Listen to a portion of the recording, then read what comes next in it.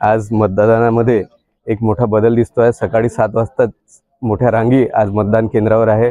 लग्नाची दाट तीत असल्यामुळे हा एक बदल दिसत आहे आणि एक पॉझिटिव्ह बदल की बा आपलं लग्न बाहेर जिल्ह्यातही असलं तर आपण मतदानाचा हक्क वापरला पाहिजे। अनेक नवरदेव आज मतदान करताना आपल्याला दिसणार आहेत। एक लग्नाची दाट तीत असल्यामुळे हा बदल दिसतोय।